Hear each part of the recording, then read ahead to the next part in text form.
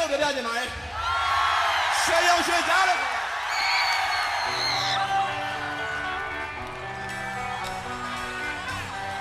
အယိုးရေးရခြင်းဖြစ်ပါရဲ့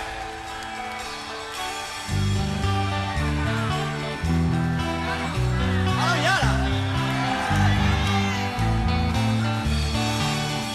နေတော့နေတာတော်ကြာဘူးလားပုံမြင်ဟောင်းခုမှာကိုရွှေကြရီဟာရွှေရုံလေးပြောမှာ